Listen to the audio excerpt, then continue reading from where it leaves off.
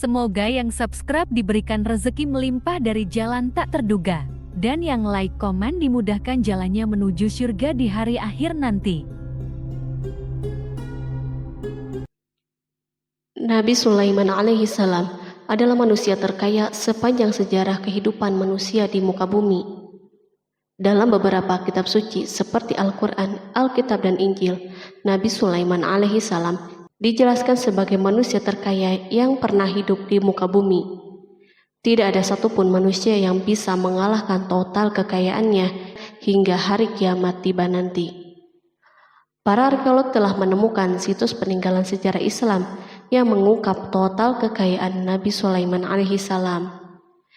Eres bin Yosef, profesor sekaligus peneliti, ia menyatakan bahwa 3000 tahun yang lalu Nabi Sulaiman alaihi salam diperkirakan memiliki kekayaan senilai 2,2 triliun US dollar. Apabila dikonversikan dengan nilai mata uang hari ini, dan jika dirupiahkan, nilainya setara dengan 32.891.870 triliun rupiah. Nabi Sulaiman memiliki beberapa mukjizat, di antaranya adalah dapat berbicara dengan bahasa binatang. Beliau dapat memerintah mereka untuk melakukan sesuatu. Beliau juga dapat mengendalikan besar kecilnya tekanan angin dan dapat mengatur ke arah mana angin akan berhembus. Sehingga dengan itu, Nabi Sulaiman dapat memanfaatkan angin sebagai kendaraannya dan juga kendaraan tentaranya. Nabi Sulaiman juga bisa melunakkan besi dan membentuknya menjadi pakaian perang yang anti tusukan senjata tajam. Nabi Sulaiman juga memimpin para jin. Mereka tunduk dan patuh pada perintah Nabi Sulaiman. Tidak hanya itu, setan dan iblis laknatullah yang merupakan makhluk pembangkang dapat dibuat tunduk bertekuk lutut pada perintah-perintah Nabi Sulaiman. Nabi Sulaiman bisa melakukan teleportasi, yaitu berpindah dari suatu tempat ke tempat yang lain dalam waktu singkat. Peristiwa tersebut dibuktikan dengan pemindahan singgasana Ratu Balqis atas perintah Nabi Sulaiman. Nabi Sulaiman juga dikenal sebagai raja yang adil dan bijaksana. Nabi Sulaiman diberkahi kecerdasan yang luar biasa untuk menyatupadukan segenap kekuatan yang Allah berikan kepadanya. Ia mengelola dan membawa kerajaannya menjadi kekuatan raksasa yang tak terkalahkan di masanya dengan segenap kemampuan yang dimilikinya. Tentara Nabi Sulaiman adalah tentara terkuat di bumi tanpa ada yang menandinginya. Pertanyaan dasar yang muncul kali ini adalah dari mana sumber kekayaan dan kekuatan Nabi Sulaiman alaihi salam? Sebelum saya melanjutkan, mohon bantu channel ini untuk terus berkembang dengan cara subscribe dan nyalakan tanda loncengnya. Berikan komentar yang positif dan berikan like serta share video ini. Semoga semua itu menjadi nilai amal jariah karena telah membantu mensiarkan kisah-kisah Islam pada masyarakat Islam dan dunia. Bismillahirrahmanirrahim. Sungguh kami benar-benar telah menganugerahkan ilmu kepada Daud dan Sulaiman. Keduanya berkata, segala puji bagi Allah yang melebihkan kami dari kebanyakan hamba-hambanya yang mukmin. Sulaiman telah mewarisi Daud dan dia berkata, wahai manusia, kami telah diajari untuk memahami bahasa burung dan kami dianugerahi segala sesuatu. Sesungguhnya semua ini benar-benar karunia yang nyata. Quran Surat An-Naml ayat 15-16. Nabi Sulaiman mewarisi Nabi Daud dalam sisi kenabian dan kekuasaan, bukan mewarisi harta, karena para nabi tidak mewariskan harta. Sepeninggalan mereka, harta para nabi menjadi sedekah bagi orang-orang yang ada di sekitar mereka, yaitu orang-orang fakir dan orang-orang yang membutuhkan. Allah telah memilihnya sebagai nabi dari kalangan Bani Israel. Begitu juga Allah telah memberinya kekuasaan kerajaan sehingga ia menjadi pemimpin Bani Israel. Barangkali sesuatu yang paling penting yang diwarisi oleh Nabi Sulaiman dari Nabi Daud adalah tradisi militer. Kemajuan militer yang dahsyat telah berpindah kepada Nabi Sulaiman.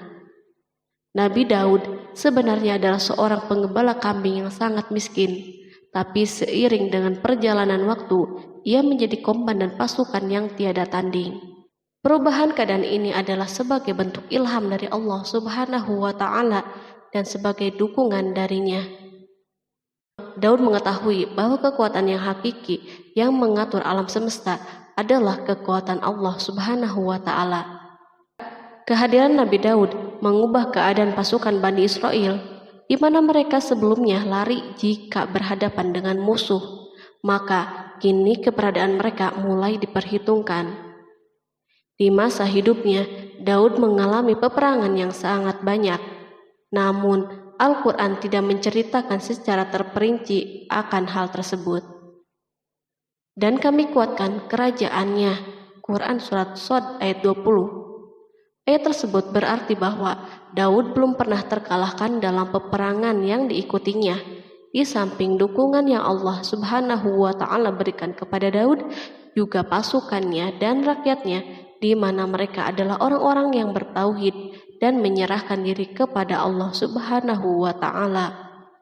Allah Subhanahu wa Ta'ala mengungkapkan kepada Daud hal-hal yang menjadikan pasukannya memiliki keistimewaan yang dengannya mereka dapat mengalahkan pasukan-pasukan yang lain yang ada di bumi saat itu. Allah Subhanahu wa Ta'ala berfirman, dan kami telah melunakkan besi untuknya. Quran Surat Saba ayat 10. Sebenarnya baju besi yang dibuat untuk orang-orang yang hendak berperang cukup mengganggu gerakan mereka. Kita bisa membayangkan ketika ada dua orang yang berperang, yang satunya dapat bergerak dengan bebas, sementara yang lain tidak leluasa bergerak. Namun dengan kekuasaan Allah, Nabi Daud dapat melunakkan besi dan dapat membuat darinya baju besi yang ringan. Ini adalah kemajuan penting yang Allah berikan kepada Daud dan tentaranya. Kemajuan ini kini dimiliki oleh Nabi Sulaiman.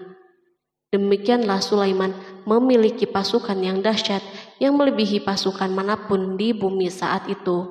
Bahkan Allah Subhanahu wa Ta'ala menambah karunia-Nya kepada Nabi Sulaiman.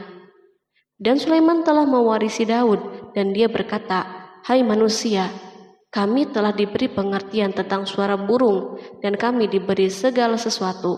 Sesungguhnya ini benar-benar suatu karunia yang nyata." Quran Surat An-Naml ayat 16. Pada suatu hari, Nabi Sulaiman menengadahkan tangannya dan berdoa kepada Allah Subhanahu wa Ta'ala. Antara hati Nabi dan Allah tidak ada penghalang, tidak ada jarak, tidak ada sekatan waktu, dan tak ada seorang pun dari para nabi yang berdoa kepada Allah kecuali doanya pasti terkabul.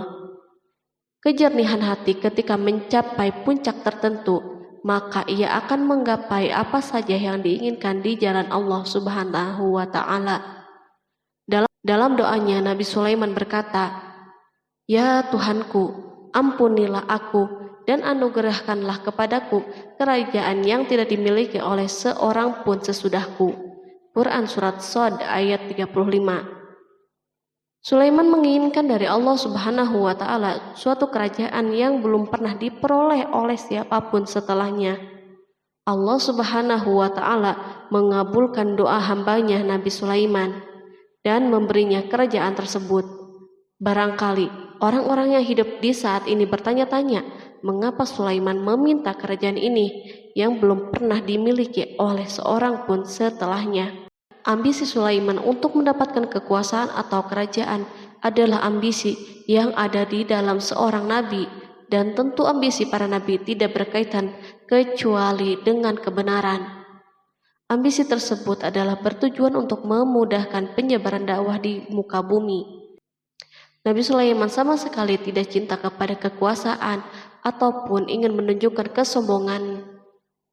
Namun beliau ingin mendapatkan kekuasaan untuk memerangi kelaliman yang menyebar di muka bumi. Perhatikanlah kata-kata Nabi Sulaiman kepada Balqis ketika beliau berdialog dengannya. Dan ketika Balqis datang, ditanyakanlah kepadanya, "Serupa inikah singgasanamu?" Dia menjawab, "Seakan-akan singgasana ini singgasanaku, kami telah diberi pengetahuan sebelumnya dan kami adalah orang-orang yang berserah diri. Quran Surat An-Naml ayat 42. Demikianlah kata-kata Sulaiman yang bijaksana, kata-kata yang membenarkan permintaannya untuk memiliki kekuasaan dan kekuatan. Sulaiman telah mengerahkan semua kemuliaan dan kekuasaannya dalam rangka menegakkan agama Allah Subhanahu wa Ta'ala dan menyebarkan Islam. Nabi Sulaiman mewarisi kekuasaan, kenabian, hikmah ilmu dari Daud. Orang-orang menyebut Sulaiman Al-Hakim atau Sulaiman yang bijaksana. Kebijaksanaan Nabi Sulaiman tidak terbatas pada keadilannya di tengah-tengah manusia dan kasih sayangnya kepada mereka. Namun kebijaksanaan Sulaiman juga berlaku di kalangan burung dan binatang-binatang lainnya. Nabi Daud juga mengenal bahasa burung, tetapi Sulaiman dapat berbicara dengan bahasa burung. Bahkan ia dapat menjadikannya sebagai pembantunya. Ketika Nabi Daud bertasbih, maka gunung-gunung dan burung-burung serta binatang buas pun ikut bertasbih bersamanya.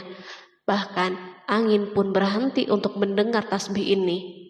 Sedangkan Nabi Sulaiman, Allah Subhanahu wa Ta'ala memberinya karunia lebih dari itu, di mana binatang-binatang buas tunduk padanya, begitu juga angin dan burung. Allah Subhanahu wa Ta'ala berfirman, dan sesungguhnya kami telah memberi ilmu kepada Daud dan Sulaiman, dan keduanya mengucapkan, segala puji bagi Allah yang melebihkan kami dari kebanyakan hamba-hambanya yang beriman. Dan dia berkata, hai manusia, kami telah diberi pengertian tentang suara burung, dan kami diberi segala sesuatu. Sesungguhnya semua ini benar-benar karunia yang nyata. Quran Surat An-Naml ayat 15-16. Nabi Sulaiman mampu mendengar bisikan semut yang berbicara dengan sesama mereka. Bahkan ia mampu memerintahkan semut tersebut sehingga semut itu taat kepada perintahnya. Pasukan Nabi Sulaiman memiliki kekuatan yang sangat dahsyat di dunia. Belum pernah ada di dunia suatu pasukan yang memiliki kekuatan seperti ini. Kekuatan Nabi Sulaiman berasal dari beberapa kombinasi yang sangat mengagumkan, sehingga karenanya ia tidak dapat tertandingi. Kekuatan itu terdiri dari manusia, jin, dan burung. Kita mengetahui bahwa jin adalah makhluk Allah Subhanahu wa Ta'ala dan manusia tidak mampu untuk melihatnya atau menghadirkannya atau meminta pertolongannya.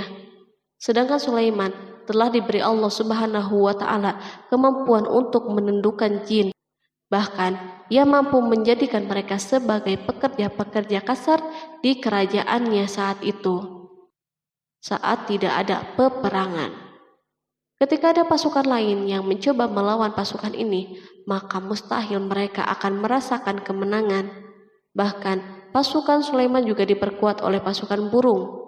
Burung di pasukan Sulaiman memerankan tugas yang sangat penting, yaitu sebagai badan intelijen.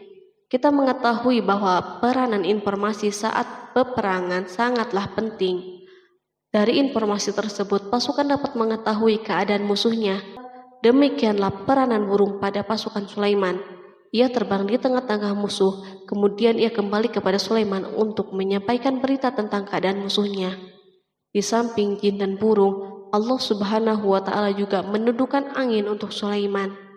Nabi Sulaiman dapat memerintahkan angin dan ia mampu menaiki angin bersama tentaranya. Pasukan Sulaiman juga terdiri dari pasukan udara pada saat di mana tak seorang pun memimpikan untuk terbang di udara.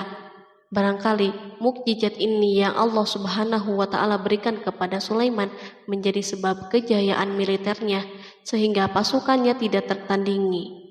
Allah Subhanahu wa Ta'ala berfirman, dan dihimpunkan kepada Sulaiman tentaranya dari jin, manusia, dan burung, lalu mereka diatur dengan tertib dalam barisan. Quran Surat An-Naml ayat 17. Kemudian kami tundukkan kepada angin yang berhembus dengan baik menurut kemana saja yang dikehendakinya. Dan kami tundukkan pula kepadanya setan-setan, semuanya ahli bangunan dan penyelam, dan setan yang lain yang terikat dalam belenggu. Inilah anugerah kami, maka berikanlah kepada orang lain atau tahanlah untuk dirimu sendiri dengan tiada pertanggungan jawab. dan sesungguhnya dia mempunyai kedudukan yang dekat pada sisi kami dan tempat kembali yang baik. Quran Surat Shad ayat 30-40. Di samping senjata udara yang Allah Subhanahu wa Ta'ala berikan kepada Sulaiman, Allah Subhanahu wa Ta'ala juga memberikan kemampuan yang tak seorang pun dari para nabi mendapatkannya, yaitu kemampuan untuk memerintah setan. Setan adalah salah satu bagian dari jin. Ia adalah kelompok yang celaka dari bangsa jin. Kelompok ini sebenarnya tidak mampu dikuasai oleh manusia. Bahkan jin soleh pun tidak dapat mengatur mereka. Adapun Sulaiman, Allah Subhanahu wa Ta'ala memberinya kekuasaan untuk menundukkan setan dan mempekerjakannya, bahkan mengikatnya dengan rantai serta menghukumnya jika menentang perintahnya. Setan membangun untuk Sulaiman istana dan patung-patung dan alat-alat perang. Bahkan setan-setan itu menyelam di dasar lautan untuk mengeluarkan permata dan yakut untuk Sulaiman. Jika ada di antara setan yang menentang perintahnya, maka Nabi Sulaiman mengikatnya dengan rantai. Ini semua menunjukkan kekayaan Sulaiman dan kekuasaannya, di mana ia mampu mengatur banyak makhluk di dunia. Tentu kemampuan itu atas izin Allah sebagai mukjizat darinya. Allah Subhanahu wa Ta'ala berfirman, dan sebagian dari jin ada yang bekerja di hadapannya di bawah kekuasaannya dengan izin Tuhannya, dan siapa yang menyimpang di antara mereka dari perintah kami, maka kami rasakan kepadanya azab neraka yang apinya menyala-nyala. Para jin itu membuat untuk Sulaiman apa yang dikehendakinya dari gedung-gedung yang tinggi, patung-patung, dan piring-piring yang besarnya seperti kolam dan periuk yang tetap berada di atas tungku. Quran Surat Saba ayat 12. Nabi Sulaiman yang bijaksana adalah penguasa yang tak tertandingi di muka bumi. Meskipun memperoleh nikmat yang khusus dan agung ini yang Allah Subhanahu wa Ta'ala berikan kepada Nabi Sulaiman, beliau tetap menunjukkan sebagai manusia yang paling banyak berzikir kepadanya dan manusia yang paling banyak bersyukur di zamannya. Allah Subhanahu wa Ta'ala berfirman tentang Sulaiman, Sulaiman sebaik-baik hamba, sesungguhnya dia amat taat kepada Tuhannya. Quran Surat Shad ayat 30. Nabi Sulaiman selalu mendirikan sholat, puasa, tasbih, dan mengungkapkan rasa cinta yang dalam. Hamba yang kembali adalah hamba yang menuju Allah Subhanahu wa Ta'ala. Waktu sholat bagi Sulaiman adalah waktu yang sangat penting, sehingga ketika datang waktu itu, maka beliau tidak bisa disibukkan dengan hal yang lain. Sulaiman mengetahui penyakit kuda dan ia mampu berbicara dengan bahasa kuda. Bahkan kuda itu pun mentaati perintah Nabi Sulaiman. Allah Subhanahu wa Ta'ala juga memberikan kenikmatan lain atas Sulaiman. Allah Subhanahu wa Ta'ala berfirman, dan kami alirkan cairan tembaga baginya. Quran Surat Saba ayat 12. Al-Kihtir adalah tembaga yang dicairkan. Sebagaimana Allah Subhanahu wa Ta'ala memberikan nikmat atas ayahnya Daud di mana ia mampu melunakkan besi, dan Allah Subhanahu wa Ta'ala mengajarinya bagaimana cara mencairkannya, maka Sulaiman pun memanfaatkan tembaga yang cair untuk peperangan dan di saat perdamaian. Pada saat peperangan, beliau mencampur tembaga dengan besi dan membuat darinya perunggu. Mereka menggunakan senjata-senjata perunggu dalam peperangan seperti pedang, baju besi, dan pisau. Senjata-senjata ini adalah senjata yang paling kuat di saat itu. Sedangkan di saat perdamaian, tembaga digunakan untuk membuat bangunan, patung, dan sebagainya. Meskipun Nabi Sulaiman mendapatkan nikmat yang besar dan karunia yang khusus, Allah Subhanahu wa Ta'ala mengujinya dengan suatu ujian yang akan selalu datang pada seorang hamba. Ketika hamba itu mendapatkan kedudukan yang besar, maka ujiannya pun menjadi besar. Allah Subhanahu wa Ta'ala menguji Sulaiman dengan penyakit. Allah Subhanahu wa Ta'ala berfirman, dan sesungguhnya kami telah menguji Sulaiman dan kami jadikan dia tergeletak di atas kursinya sebagai tubuh yang lemah karena sakit. Kemudian ia bertaubat. Ia berkata, Ya Tuhanku, ampunilah aku, anugerahkanlah kerajaan yang tidak dimiliki oleh seorang pun sesudahku. Sesungguhnya Engkaulah yang Maha Pemberi. Kemudian kami tundukkan kepadanya angin yang berhembus dengan baik menurut kemana saja yang ia kehendaki. Dan kami tundukkan pula kepadanya setan-setan, semuanya ahli bangunan dan penyelam. Quran Surat Shod ayat 34-37. Sulaiman diuji dengan penyakit yang sangat keras, di mana Toran saat itu tidak mampu mengatasinya. Sakitnya Sulaiman sangat keras, sehingga para dokter dari kalangan manusia dan jin tidak mampu menghilangkan penyakitnya. Lalu burung-burung menghadirkan rumput-rumput yang dianggapnya sebagai obat, tetapi Sulaiman pun belum juga sembuh. Semakin hari penyakit Sulaiman semakin menjadi-jadi, sehingga ketika Sulaiman duduk di atas kursi, ia duduk bagaikan tubuh tanpa roh, seakan-akan ia mati karena saking kerasnya penyakit yang dideritanya. Sakit yang diderita Sulaiman terus berlanjut untuk beberapa saat. Namun Sulaiman tidak henti-hentinya berzikir kepada Allah Subhanahu wa Ta'ala dan meminta kesembuhan kepadanya, serta beristighfar kepadanya, serta mengungkapkan rasa cintanya kepada Allah Subhanahu wa Ta'ala. Selesailah ujian Allah Subhanahu wa Ta'ala terhadap hambanya Sulaiman. Beliau pun sembuh. Kini Sulaiman merasakan kembali kesehatannya setelah mengetahui segala kejayaannya dan segala kekuasaannya serta segala kebesarannya tidak lagi mampu menghilangkan penyakit yang dideritanya, kecuali jika Allah Subhanahu wa Ta'ala menghendakinya. Dan sesungguhnya kami telah menguji Sulaiman dan kami jadikan dia tergeletak di atas kursinya sebagai tubuh yang lemah karena sakit. Quran Surat Shod ayat 34. Kata jasad dalam bahasa Arab diungkapkan atas sesuatu yang kehilangan kehidupan atau kesehatan. Nabi Sulaiman telah membangun masjid atau tempat beribadah sehingga manusia menyembah Allah Subhanahu wa Ta'ala di dalamnya. Rumah ini menunjukkan keunggulan seni arsitektur dan seni pahat. Orang-orang yang membangun rumah ini berjumlah puluhan ribu orang. Tentu setiap kelompok dari mereka memiliki pekerjaan masing-masing. Di antara mereka ada yang mencairkan tambang, ada yang menjadi tukang pahat, ada yang membelah batu, ada yang memotong-motong kayu, ada yang mendatangkan rumput-rumput dari Libanon, dan ada yang melelehkan emas dan menjadikannya lempengan-lempengan yang mengkilat untuk menutupi kayu dan menutupi dinding. Bahkan golongan jin membantu pembangunan rumah tersebut, tentu dengan perintah dan bimbingan Nabi Sulaiman. Mereka membuat patung-patung yang besar dan membuat bejana yang besar untuk tempat makanan para tentara dan pekerja, yaitu bejana seperti gunung karena saking beratnya dan besarnya. Mereka juga membuat tempat-tempat minum yang besarnya seperti kolam.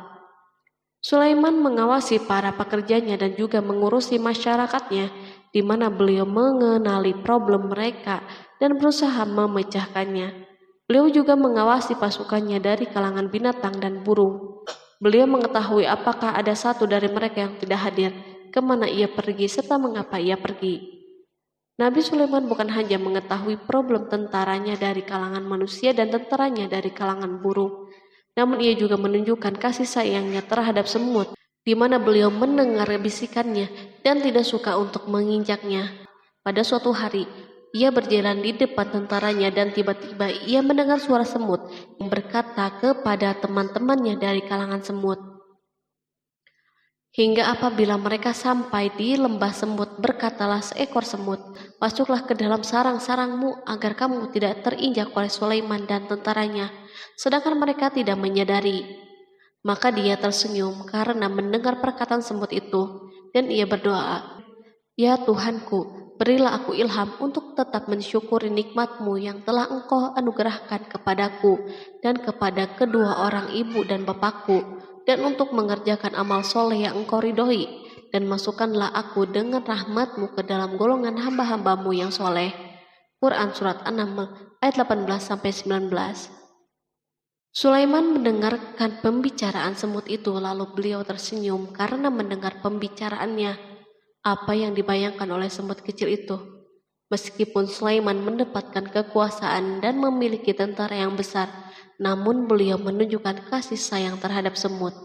Beliau mendengar bisikannya dan melihat semut yang ada di depannya.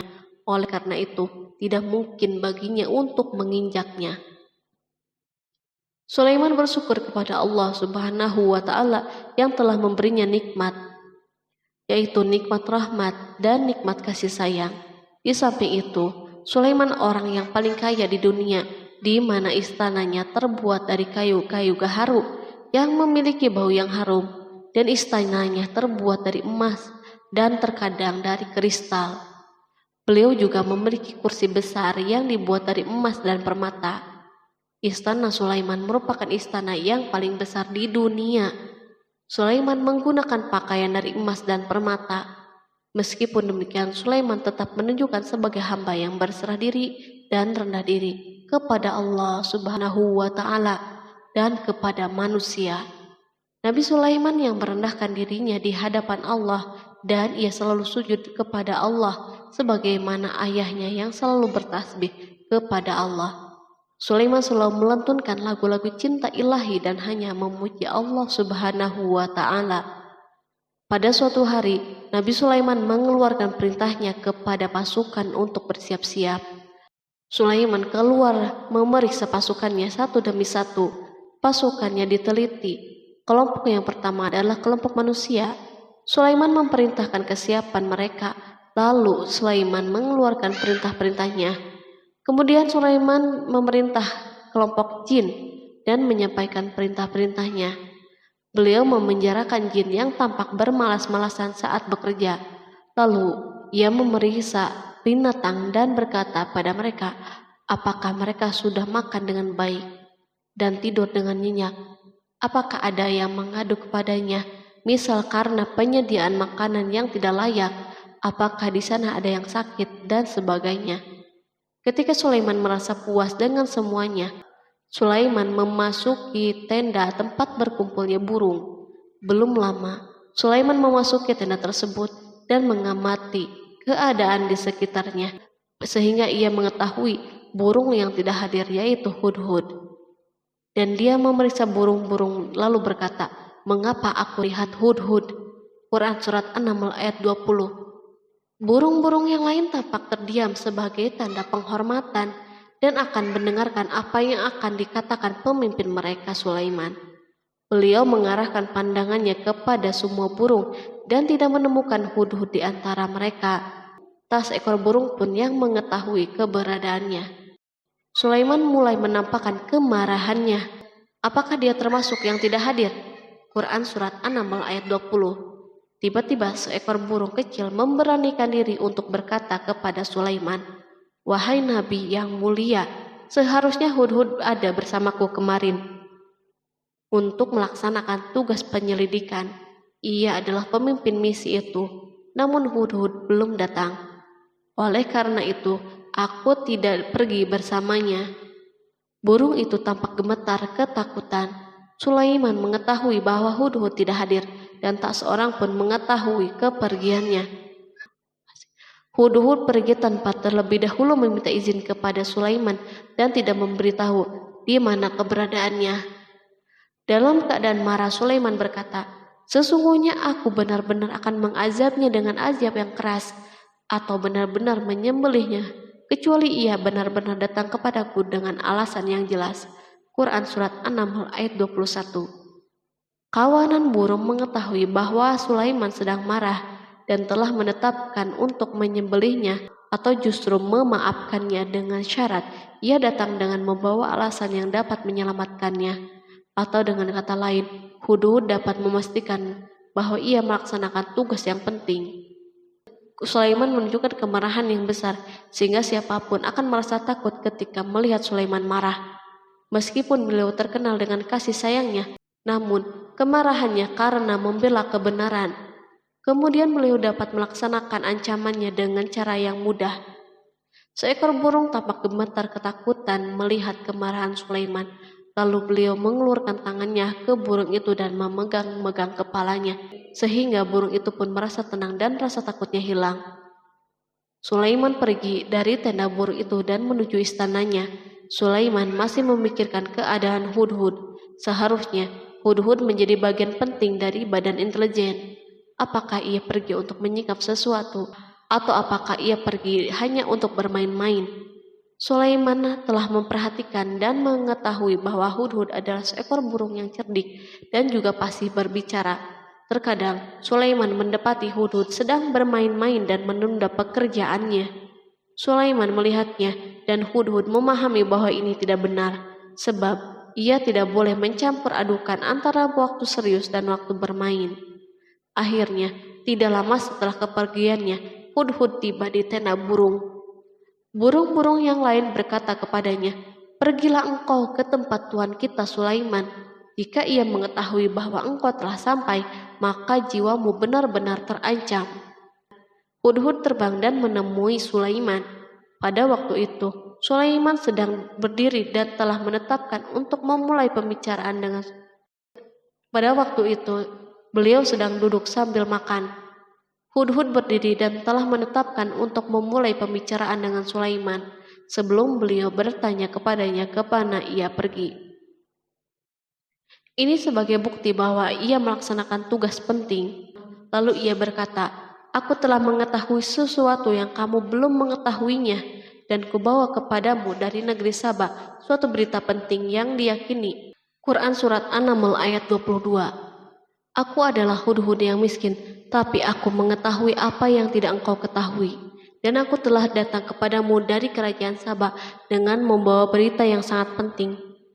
Sulaiman tampak terdiam dan menunggu Hudhud menyelesaikan pembicaraannya.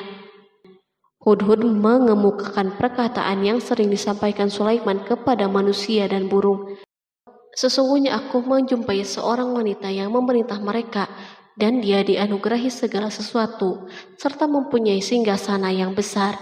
Aku mendapati dia dan kaumnya menyembah matahari selain Allah, dan setan telah menjadikan mereka memandang indah perbuatan mereka, lalu menghalangi mereka dari jalan Allah, sehingga mereka tidak dapat petunjuk, agar mereka tidak menyembah Allah yang mengeluarkan apa yang terpendam di langit dan di bumi, dan yang mengetahui apa yang kamu sembunyikan dan apa yang kamu nyatakan.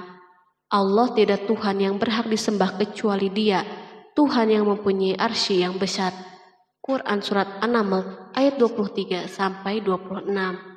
Hudhud diam sejenak dan Sulaiman merasa bahwa Hudhud menunjukkan kefasihan lisannya dan berbicara dengan baik kepadanya.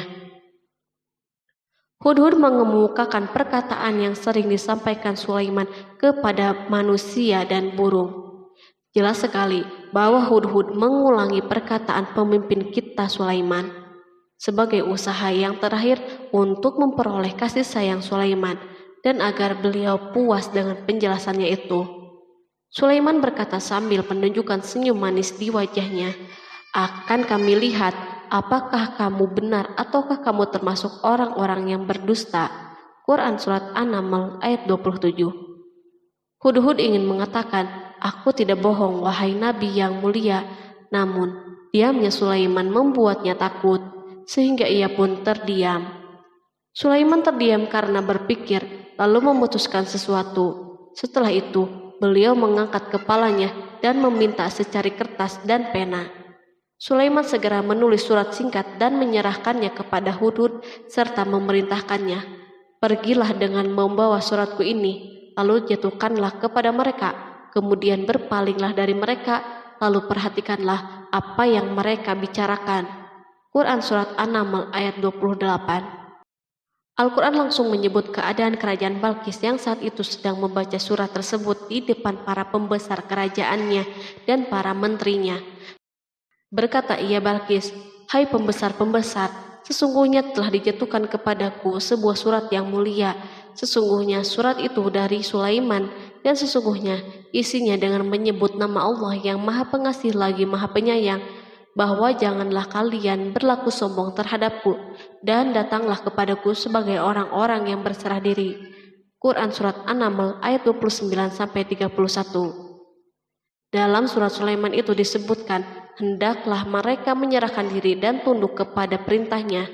Sulaiman memerintahkan agar mereka meninggalkan penyembahan terhadap matahari. Sulaiman tidak mempersoalkan akidah mereka dan tidak memuaskan mereka dengan apapun. Sulaiman hanya memerintahkan bahwa ia berada di atas kebenaran. Bukankah ia didukung kekuatan yang berlandaskan keyakinan yang dimilikinya? Sulaiman hanya memerintahkan mereka agar tunduk dan patuh kepadanya.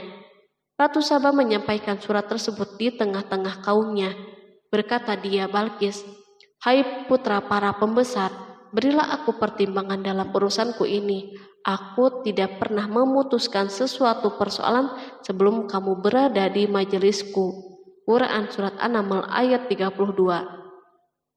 Sementara itu, reaksi para pembesar istana adalah menentang surat tersebut.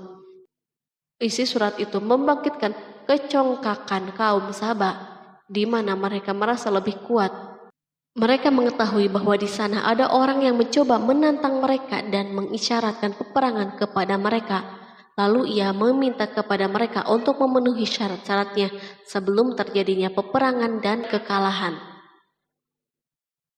Mereka menjawab, "Kita adalah orang-orang yang memiliki kekuatan dan juga memiliki keberanian yang sangat dalam peperangan, dan keputusan berada di tanganmu. Maka pertimbangkanlah apa yang akan kamu perintahkan." Quran Surat An-Naml ayat 33. Para pembesar kaumnya ingin berkata, "Kita siap untuk melaksanakan peperangan." Tampaknya ratu memiliki kebijakan yang lebih baik daripada pembesar kaumnya. Surat Sulaiman itu membuatnya berpikir lebih jernih dan hati-hati. Ia berusaha sebisa mungkin menghindari peperangan. Ratu itu berpikir dalam tempo yang lama. Nama Sulaiman tidak diketahuinya, dan ia pun belum pernah mendengarnya. Oleh karena itu, ratu tidak mengetahui kekuatannya. Boleh jadi Sulaiman memiliki kekuatan yang dahsyat sehingga mampu memerangi kekuasaannya dan mengalahkannya. Kemudian ratu memperhatikan apa yang ada di sekelilingnya. Ia melihat kemajuan masyarakatnya dan kejayaannya. Barangkali ia mengira bahwa Sulaiman iri terhadap kemajuan dan kekayaan ini, sehingga Sulaiman ingin menyerangnya. Setelah mempertimbangkan isi surat Sulaiman dengan cermat, Ratu Saba memilih untuk tidak bersikap ceroboh. Ratu itu lebih suka untuk menggunakan bahasa-bahasa kelembutan. Ia mengirim kepada Sulaiman suatu hadiah yang besar. Ratu mengira bahwa Sulaiman seorang yang ambisius, yang boleh jadi ia telah mendengar tentang kekayaan kerajaannya. Para utusan pergi dengan membawa hadiah dari Ratu Saba. Ratu berharap agar mereka dapat memasuki kerajaan Sulaiman dan akan mengetahui kondisi kerajaannya. Saat mereka pulang, Ratu ingin mendengar secara langsung dari mereka tentang keadaan kaum Sulaiman dan pasukannya. Setelah mendapatkan informasi yang cukup, maka Ratu dapat membuat suatu keputusan yang tepat. Ratu menyembunyikan apa yang terlintas dalam dirinya, lalu ia berbicara kepada pembesar istananya bahwa ia dapat menyingkap niat jahat Raja Sulaiman melalui cara mengirimkan hadiah kepadanya. Ratu lebih memilih cara tersebut dan menunggu reaksi Sulaiman. Ratu berhasil memuaskan para pembesar istananya dan untuk sementara menghilangkan ide untuk berperang. Karena para raja jika menyerang suatu desa, maka pemimpin desa tersebut adalah orang yang paling banyak mendapatkan kehinaan dan cercaan. Akhirnya para pembesar kaumnya merasa puas dengan pikirannya itu. Allah Subhanahu wa Ta'ala berfirman, Dia berkata, "Sesungguhnya raja-raja apabila memasuki suatu negeri, niscaya mereka membinasakannya dan menjadikan penduduknya yang mulia menjadi hina, dan demikian pula lah yang akan mereka perbuat. Dan sesungguhnya aku akan mengirim utusan kepada mereka dengan membawa hadiah, dan aku akan menunggu apa yang akan dibawa kembali oleh utusan-utusan itu." Quran Surat An-Naml ayat 34-35. Kemudian sampailah hadiah Ratu Balkis kepada Nabi Sulaiman. Para badan intelijennya memberitahunya bahwa para utusan Balkis datang dengan membawa hadiah. Sulaiman langsung mengetahui bahwa ratu itu sengaja mengirim orang-orangnya untuk mengetahui atau mendapatkan informasi tentang kekuatannya. Lalu setelah itu, ia mengambil keputusan atau sikapnya kepada Sulaiman. Sulaiman segera memanggil semua pasukannya untuk berkumpul. Utusan Balkis segera memasuki istana Sulaiman yang dipenuhi dengan pasukan besar yang bersenjata. Tiba-tiba, utusan Balkis tampak tercengang ketika melihat kekayaan mereka dan harta mereka yang tidak ada apa-apanya dibandingkan dengan kerajaan Sulaiman. Hadiah mereka tampak tidak berarti. Emas yang mereka bawa tampak tidak berarti saat mereka memasuki istana Sulaiman yang terbuat dari kayu-kayu pohon gaharu yang mengeluarkan bau yang harum serta dihiasi dengan emas. Para utusan Balkis berdiri bersama Sulaiman dan menyaksikan bagaimana Sulaiman mengendalikan pasukannya. Kemudian mereka mulai berpikir tentang kekuatan dan kualitas pasukan Sulaiman. Betapa kagetnya mereka ketika melihat di tengah-tengah pasukan itu terdapat singa, burung, dan tentara dari kalangan manusia yang mampu terbang. Mereka pun sadar bahwa mereka dihadapkan pada pasukan yang tiada taranya. Selesailah demonstrasi pasukan Sulaiman. Kemudian para utusan itu dipersilahkan maju ke tempat hidangan makanan. Para utusan itu sangat terkejut ketika melihat berbagai macam makanan dari penjuru bumi ada di depannya. Dan di antara makanan itu pun terdapat makanan yang biasa ditemukan di negeri mereka. Tetapi mereka melihat bahwa makanan itu memiliki rasa yang istimewa. Selain itu, piring-piring yang ada di depan mereka dan dijadikan tempat makanan terbuat dari emas dan mereka dilayani oleh laki-laki yang berhias dengan emas. Ratu mereka pun tidak mengenakan hiasan itu. Di meja makan terdapat burung, ikan laut, dan berbagai macam daging yang mereka tidak mampu lagi membedakannya. Sulaiman tidak makan bersama mereka, tetapi beliau makan dengan menggunakan piring yang terbuat dari kayu. Beliau memakan roti yang kering yang dicampur dengan minyak. Inilah makanan yang dipilihnya. Sulaiman makan bersama mereka dalam keadaan diam. Mereka merasa bahwa kehadiran Sulaiman menciptakan suatu kewibawaan yang luar biasa. Selesailah jamuan makanan itu. Lalu dengan sangat malu mereka menyerahkan hadiah Ratu Balkis kepada Sulaiman.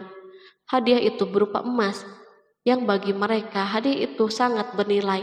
Tetapi di sini hadiah ini tampak kecil di hadapan kekayaan yang sangat mengagumkan.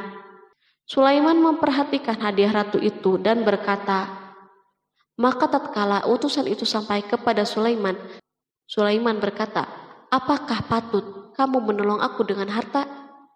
Maka apa yang diberikan Allah kepadaku lebih baik daripada apa yang diberikannya kepadamu. Tetapi kamu merasa bangga dengan hadiahmu. Quran Surat An-Naml ayat 36. Raja Sulaiman menyingkap dengan kata-katanya yang singkat itu penolakannya terhadap hadiah mereka. Ia memberitahu utusan itu bahwa ia tidak menerima hadiah tersebut. Ia tidak merasa puas dengan hadiah itu. Yang membuatnya puas hanya, janganlah kalian berlaku sombong terhadapku dan datanglah kepadaku sebagai orang-orang yang berserah diri. Lalu Sulaiman kembali berkata dengan pelan, kembalilah kepada mereka. Sesungguhnya kami akan mendatangi mereka dengan bala tentara yang mereka tidak kuasa melawannya. Dan pasti kami akan mengusir mereka dari negeri itu Saba dengan terhina dan mereka menjadi tawanan-tawanan yang hina. Quran Surat An-Naml ayat 37. Sulaiman meninggalkan para utusan ratu itu setelah terlebih dahulu mengancam mereka. Para utusan itu mengharap agar Sulaiman mau menunggu kunjungan dari Ratu Balkis yang akan membawa misi perdamaian. Akhirnya sampailah para utusan Balkis ke negeri Saba. Mereka segera menuju istana ratu. Mereka memberitahu bahwa negeri mereka ada di ujung tanduk. Mereka menceritakan kepada ratu kekuatan Sulaiman dan tidak mungkin bagi mereka mampu melawannya. Mereka meyakinkan Balkis bahwa ia harus mengunjunginya dan melihat sendiri. Kemudian ratu menyiapkan dirinya untuk pergi menuju kerajaan Sulaiman. Sulaiman duduk di kursi kerajaan di tengah-tengah para pembesarnya dan para menterinya, serta para komandan pasukan. Sulaiman mengetahui bahwa Balkis menuju tempatnya. Balkis dikelilingi rasa takut. Sulaiman berpikir sejenak tentang bagaimana matahari disembah. Ia memikirkan bagaimana informasi yang diterima badan intelijennya tentang kemajuan kerajaan Balkis dalam bidang kesenian dan ilmu pengetahuan. Sulaiman bertanya kepada dirinya sendiri, apakah kemajuan menjadi penghalang untuk mengetahui kebenaran? Apakah ratu itu gembira dengan kekuatan yang dicapainya? Dan ia membayangkan bahwa kekuatan adalah segalanya. Dengan kemajuan yang dimilikinya, Sulaiman ingin membuat kejutan agar ratu mengetahui bahwa Islam yang diyakini oleh Sulaiman adalah satu-satunya yang mampu mendatangkan kemajuan dan kekuatan yang hakiki. sehingga ia dapat membandingkan antara keyakinannya dalam menyembah matahari beserta kemajuan yang dicapainya dan keyakinan Sulaiman juga beserta kemajuan yang diraihnya. Para intelijen Sulaiman telah memberitahunya bahwa hal yang sangat disegani dan dikagumi oleh kaum Balkis adalah singgasana Ratu Balkis. Singgasana itu terbuat dari emas dan batu mulia. Singgasana tersebut dijaga oleh para penjaga yang sangat disiplin, di mana mereka tidak pernah lalai sedikit pun. Oleh karena itu, sangat tepat bila Sulaiman menghadirkan singgasananya di sini, di kerajaannya, sehingga ketika ratu tiba, maka ia dapat duduk di atasnya. Sulaiman ingin membuat kejutan kepadanya dan menunjukkan bahwa kemampuannya tersebut yang berlandaskan pada keislamannya. Sulaiman melakukan yang demikian itu dengan harapan agar si ratu tunduk kepadanya. Ide ini terlintas dalam diri Sulaiman, lalu ia mengangkat kepalanya dan menoleh kepada anak buahnya. Berkatalah Sulaiman, "Hai para pembesar, siapakah di antara kamu sekalian yang sanggup membawa singgasananya kepadaku sebelum mereka datang kepadaku sebagai orang-orang yang berserah diri?" Quran Surat An-Naml ayat 38. Perhatikanlah ungkapan pikiran Nabi Sulaiman tersebut. Semua pemikirannya berkisar tentang keislaman para penyembah matahari, tentang bagaimana beliau dapat memberikan petunjuk kepada mereka di jalan Allah. Yang pertama menjawab pertanyaan Sulaiman itu adalah Ifrit dari kalangan jin, yang Allah Subhanahu wa Ta'ala telah menundukkan mereka kepada Sulaiman. Berkatalah Ifrit yang cerdik dari golongan jin, "Aku akan datang kepadamu dengan membawa singgasana itu sebelum kamu berdiri dari tempat dudukmu. Sesungguhnya aku benar-benar kuat untuk membawanya lagi dapat dipercaya." Quran Surat An-Naml ayat 39. Sulaiman berdiri dari tempat duduknya setelah 1 atau 2 jam. Namun jin itu berjanji kepadanya untuk menghadirkan singgasana Balkis sebelum itu. Istana Sulaiman berada di Palestina, sedangkan istana Balkis terletak di Yaman. Jarak antara singgasana tersebut dan singgasana Sulaiman lebih dari ribuan mil. Barangkali pesawat yang cepat sekalipun yang kita kenal hari ini tidak akan mampu membawa dan mendatangkan istana itu dalam waktu 1 jam. Tetapi masalahnya di sini berhubung dengan kekuatan jin yang misterius. Sulaiman tidak mengomentari sedikit pun terhadap apa yang dikatakan oleh Ifrit dari kalangan jin. Tampak ia menunggu tanggapan lain yang mampu menghadirkan singgasana Balkis yang lebih cepat dari itu. Sulaiman menoleh kepada seorang yang di sana yang duduk di atas naungan. Berkatalah seseorang yang mempunyai ilmu dari Alkitab, "Aku akan membawa singgasana itu kepadamu sebelum matamu berkedip." Maka tatkala Sulaiman melihat singgasana itu terletak di hadapannya, ia pun berkata, "Ini termasuk karunia Tuhanku untuk menguji aku, apakah aku bersyukur atau mengingkari akan nikmatnya. Dan barang siapa yang bersyukur, maka sesungguhnya dia bersyukur untuk kebaikan dirinya sendiri. Dan barang siapa yang ingkar, maka sesungguhnya Tuhanku maha kaya lagi maha mulia." Quran Surat An-Naml ayat 40. Belum lama, seorang yang mempunyai ilmu dari Alkitab menyatakan kalimatnya, sehingga singgasana itu berada di depan Sulaiman. Ia mampu menghadirkan singgasana itu lebih cepat dari kedipan mata, ketika mata itu tertutup dan terbuka. Al-Quranul Karim tidak menyikap kepribadian seorang yang menghadirkan singgasana itu. Al-Quran hanya menggarisbawahi bahwa orang itu mempunyai ilmu dari Alkitab. Al-Quran tidak menjelaskan kepada kita apakah ia seorang malaikat ataukah manusia ataukah jin.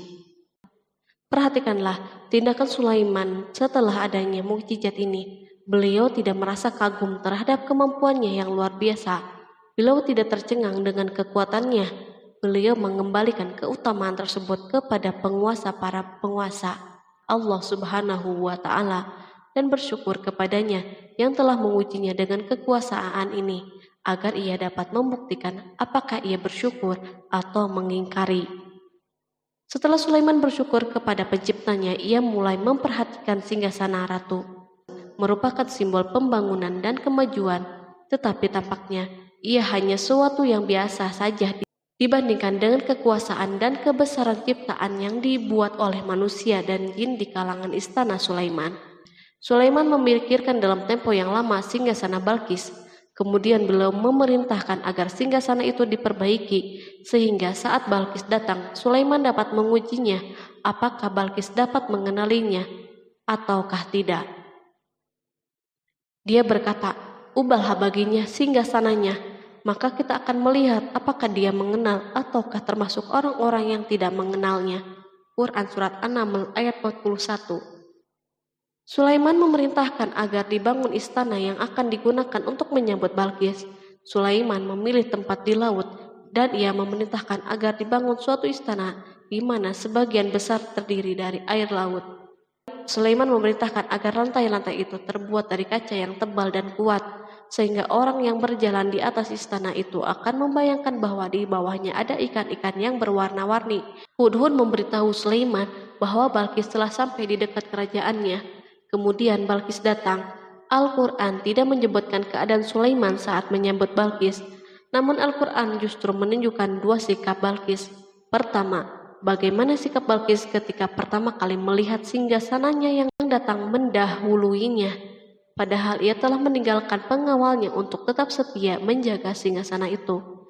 Kedua, keadaan di depan istana yang penuh dengan permata yang berenang di bawahnya ikan-ikan. Dan ketika Balkis datang, ditanyakanlah kepadanya, "Serupa inikah singgasanamu?" Dia menjawab, "Seakan-akan singgasana ini singgasanaku. Kami telah diberi pengetahuan sebelumnya dan kami adalah orang-orang yang berserah diri." Quran Surat An-Naml ayat 42. Ayat tersebut menggambarkan kondisi dialog antara Sulaiman dan Balkis. Balkis melihat singgasananya dan ia tercengang saat mengetahui bahwa itu adalah singgasananya. Namun ia kemudian mulai ragu karena melihat tidak sepenuhnya itu singgasananya. Jika itu benar-benar singgasananya, lalu bagaimana ia datang mendahuluinya? Dan bila bukan singgasananya, maka bagaimana Sulaiman dapat meniru sepersis dan seteliti ini? Sulaiman berkata saat melihat Balkis mengamati singgasananya, "Apakah ini singgasanamu?" Setelah mengalami kebingungan sesaat, Balkis menjawab, "Sepertinya benar." Sulaiman berkata, "Kami telah diberi ilmu sebelumnya dan kami sebagai orang-orang yang muslim." Melalui pernyataan itu, Sulaiman ingin mengisyaratkan kepada Balkis agar ia membandingkan antara keyakinannya beserta ilmu yang dicapainya dan keyakinan Sulaiman yang muslim beserta pengetahuan yang diraihnya. Penyembahan terhadap matahari dan pencapaian ilmu yang dicapai oleh Balkis tampak tidak ada apa-apanya dibandingkan dengan ilmu Sulaiman dan keislamannya. Sulaiman telah mendahulinya dalam bidang ilmu karena keislamannya. Karena itu sangat mudah baginya untuk mengungguli Balkis dalam ilmu-ilmu yang lain. Demikianlah yang diisyaratkan pernyataan Sulaiman kepada Balkis. Ratu Saba itu mengetahui bahwa ini adalah singgasananya, di mana singgasana itu datang lebih dahulu daripada dirinya.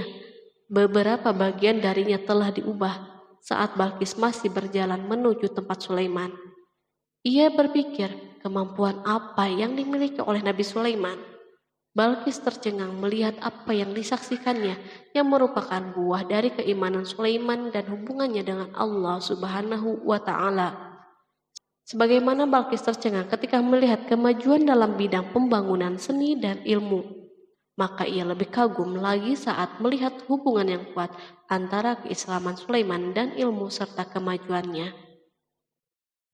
Dan apa yang disembahnya selama ini selain Allah mencegahnya untuk melahirkan keislamannya, karena sesungguhnya dia terdahulu termasuk orang-orang yang kafir. Bergoncanglah dalam benak Balkis ribuan hal. Ia melihat keyakinan kaumnya runtuh di hadapan Sulaiman. Ia menyadari matahari yang disembahnya merupakan ciptaan Allah Subhanahu wa Ta'ala, di mana dia menggerakkannya untuk hamba-hambanya. Lalu terbitlah matahari kebenaran pada dirinya. Hatinya diterangi oleh cahaya baru yang tidak akan tenggelam seperti tenggelamnya matahari. Masa keislamannya hanya menunggu waktu. Balkis memilih waktu yang tepat untuk mengumumkan keislamannya. Allah Subhanahu wa Ta'ala berfirman, dikatakan kepadanya, "Masuklah ke dalam istana." Maka tatkala dia melihat lantai istana itu, dikiranya kolam air yang besar dan disikapnya kedua betisnya. Berkatalah Sulaiman, Sesungguhnya ia adalah istana yang licin yang terbuat dari kaca. Berkatalah Balqis, "Ya Tuhanku, sesungguhnya aku telah berbuat zalim terhadap diriku, dan aku berserah diri bersama Sulaiman kepada Allah, Tuhan semesta alam." Quran Surat 6 ayat 44. Dikatakan kepada Balqis, masuklah ke dalam istana. Ketika ia masuk, maka ia tidak menyaksikan adanya kaca, tetapi ia melihat air, sehingga ia mengira akan bersinggungan dengan air laut. Lalu ia menyingkap sedikit bajunya agar bajunya tidak basah. Sulaiman mengingatkannya tanpa melihat agar tidak khawatir terhadap pakaiannya, karena pakaiannya tidak akan basah sebab di sana tidak ada air. Ia sekedar kaca yang halus yang saking halusnya hingga tidak tampak. Pada kesempatan itulah Balqis mengumumkan keislamannya. Ia mengakui kelaliman dirinya dan ia menyatakan penyerahan diri kepada Sulaiman dan kepada Allah Subhanahu wa Ta'ala. Lalu kaumnya pun mengikutinya dan mereka memeluk Islam. Balqis menyadari ia berhadapan dengan penguasa yang terbesar di bumi dan salah satu nabi yang mulia. Untuk pertama kalinya wajah Sulaiman dihiasi dengan senyuman yang menunjukkan kepuasannya sejak Balqis mengunjunginya. Demikianlah Sulaiman mewujudkan kejayaannya yang hakiki dan menyebarkan cahaya Islam di muka bumi. Al-Quran tidak menyebutkan kisah Balqis setelah keislamannya.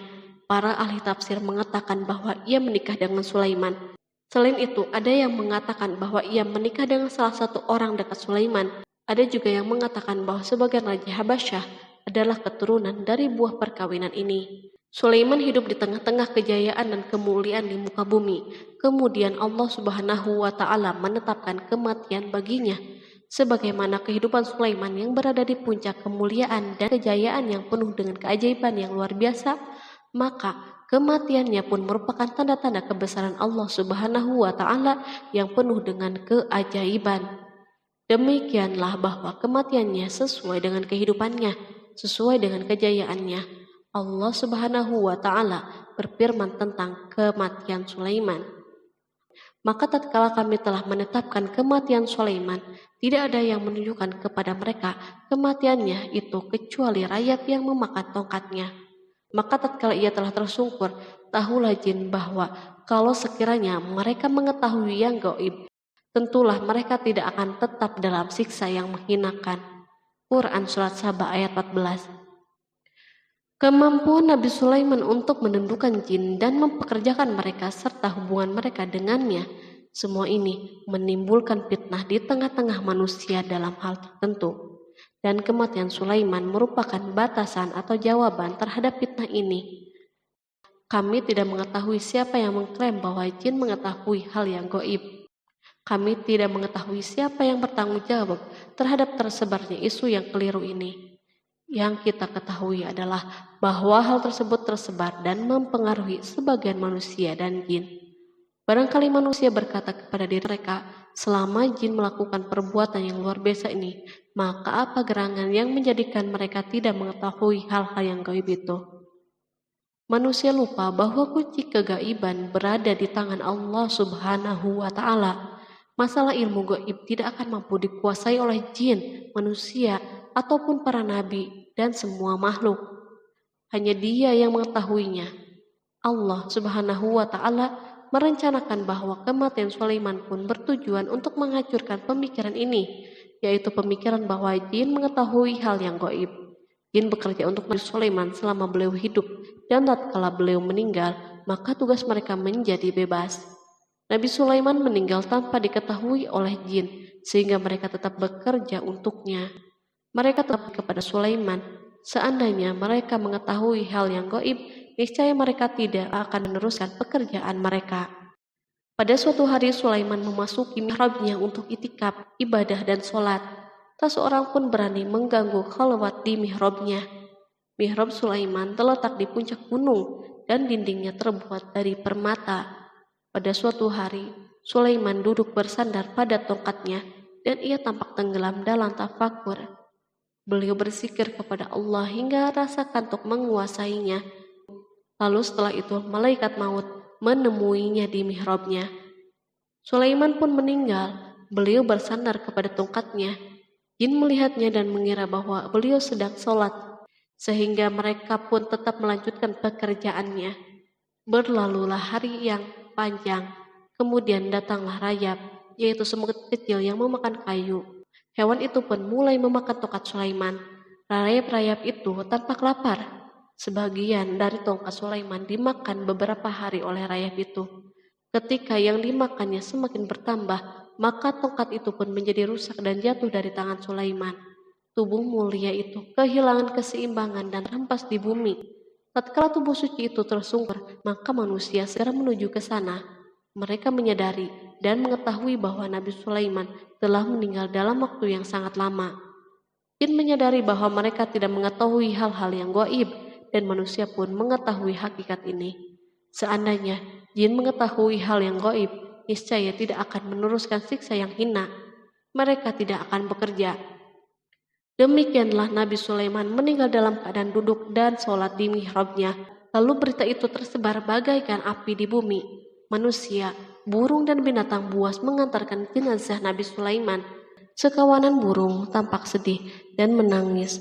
Semua makhluk bersedih. Akhirnya, tak seorang pun mengetahui bahasa burung di bumi. Meninggallah seorang yang memahami pembicaraan burung. Burung-burung itu berkata, "Betapa beratnya kehidupan di tengah-tengah orang yang tidak mengetahui pembicaraan kita." Terdapat sejumlah versi perihal riwayat tentang kisah wafat Nabi Sulaiman alaihi salam. Salah satunya hadis yang diriwayatkan oleh Al-Hafiz Ibnu Asakir dalam tafsir Ibnu Katsir. Hadis ini disebut mendekati kebenaran kisah wafatnya Nabi Sulaiman. Seperti yang dikutip dari buku Kisah Para Nabi oleh Imam Ibnu Katsir. Menurutnya, Nabi Sulaiman alaihissalam meninggal dalam keadaan berdiri. Berdirinya beliau ini adalah sedang melakukan sholat dan bersandar pada tongkatnya. Diketahui Nabi Sulaiman dikenal terbiasa menyendiri di dalam Masjid Baitul Maqdis. Durasinya bahkan dalam kurun waktu yang tidak biasa, yakni bisa hingga 1 atau 2 bulan, hingga 1 atau 2 tahun. Untuk sajian makanan dan minumannya selalu dibawakan oleh para setan yang masih tergabung dalam salah satu jenis jin. Hingga suatu ketika mereka membawakan makanan dan minuman seperti biasa, namun tidak mengetahui bahwa Nabi Sulaiman telah wafat. Pada hari wafatnya, Nabi Sulaiman mendatangi sebuah pohon yang tumbuh di Baitul Maqdis. Atas izin Allah, Nabi Sulaiman pun berbincang dengan pohon tersebut dan menanyakan nama serta fungsi dari dirinya. Pohon ini bernama Kharubah. Nabi Sulaiman pun bertanya padanya, "Apakah kegunaanmu?" Pohon Kharubah ini pun menjawab, "Aku tumbuh untuk meruntuhkan masjid ini." Lalu Nabi Sulaiman pun berkata, "Allah tidak mungkin meruntuhkan masjid ini selama aku masih hidup. Itu artinya kamu tumbuh untuk mengabarkan kematianku." Lalu Nabi Sulaiman pun mencabut pohon tersebut dan menanamnya di dinding miliknya. Setelah itu, Nabi Sulaiman masuk ke dalam mihrab dan melakukan sholat dengan bersandar pada tongkatnya. Sejumlah sumber juga mengatakan tongkat tersebut berasal dari pohon Kharubah yang sempat dicabutnya sebelumnya. Kemudian Nabi Sulaiman pun menemui ajalnya hingga tidak diketahui oleh setan yang bekerja untuknya sekalipun. Kisah ini diceritakan dalam firman Allah melalui surat Saba ayat 14. Kalangan jin dan setan pun mulai mengetahui kabar kematian Nabi Sulaiman setelah rayap memakan tongkat sebagai penopangnya hingga rapuh. Nabi Sulaiman meninggal berdiri dan bersandar pada tongkatnya. Matanya dalam keadaan terbuka dan fisiknya tidak berubah bentuk. Bahkan tidak ada bau yang muncul dari jenazah tersebut. Ternyata peristiwa wafat ini merupakan jawaban dari doa Nabi Sulaiman alaihissalam sendiri. Ia pernah memohon pada Allah Subhanahu wa Ta'ala agar kematiannya dapat dijadikan pembelajaran bagi umat manusia, bahwa para jin sekalipun tidak mengetahui hal yang gaib. Bahkan mereka pun tidak mengetahui kapan mereka akan menemui ajal dan mendapatkan rezeki. Untuk itu, kisah Nabi Sulaiman yang meninggal dalam keadaan berdiri ini diharapkan menjadi pesan agar manusia tidak menjadikan setan, iblis, atau bangsa jin sebagai tempat menyembah atau teman mereka. Wallahu a'lam bishawab.